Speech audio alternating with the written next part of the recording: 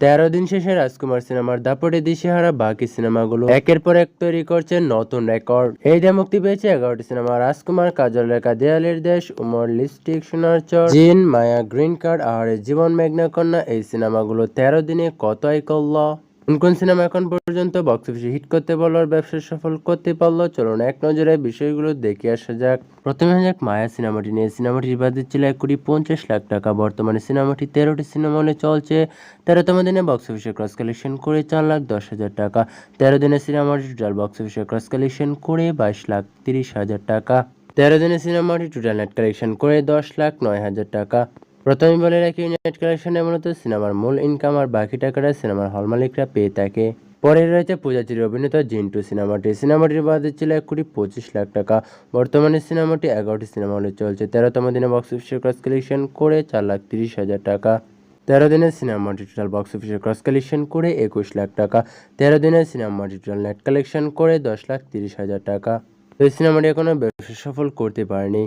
এরপরে রয়েছে কাজল রেখা সিনেমাটির বাজেট ছিল 5 কোটি টাকা। বর্তমানে সিনেমাটি 13টি সিনেমা হলে চলছে। 13 দিনের সিনেমার টোটাল বক্স অফিসে ক্রস কালেকশন করে 20,00,000 টাকা।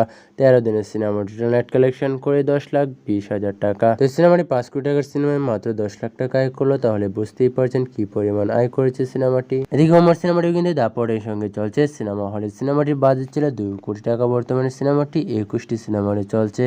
13তম দিনে বক্স অফিসে ক্রস কালেকশন করে 5,50,000 টাকা। 13 দিনে সিনেমাটি টোটাল বক্স অফিসে ক্রস কালেকশন করে 30,70,000 টাকা। 13 দিনে সিনেমাটি টোটাল নেট কালেকশন করে 16,00,000 টাকা। তাহলে 2 কোটি টাকার সিনেমায় মাত্র 16,00,000 টাকা আয় করলো 13 দিনে। তাহলে বুঝতেই পারছেন সিনেমার কত ইনকাম হয়েছে। এদিকে বরাবরের মতো 1 নম্বর জায়গা দখল করে রেখেছে সাকিবের সিনেমা রাজকুমার। সিনেমাটির বাজেট ছিল 8 কোটি টাকা। বর্তমানে সিনেমাটি 126টি সিনেমা হলে চলছে বাংলাদেশে। দেশের বাইরে 75টি সিনেমা হলে চলছে। আবার 25 তারিখ থেকে অস্ট্রেলিয়াতেও মুক্তি পাবে বেশ কিছু সিনেমা হলে। 13তম দিনে বক্স অফিসে ক্রস কালেকশন করে 60,00,000 টাকা। 13 দিনে সিনেমাটি টোটাল বক্স অফিসে ক্রস কালেকশন করে 10 কোটি টাকা।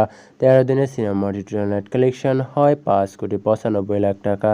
তো এই সিনেমাটি আর কিছু বাকি আছে, পরেই কিন্তু সিনেমাটির ব্যয়ের টাকা উঠে কিন্তু ব্যবসা সফল করতে পারবে। আবার যদি অস্ট্রেলিয়াতে মুক্তি পায় তাহলে কিন্তু বেশ কিছু টাকায় করবে ওই সিনেমা হলগুলো থেকে।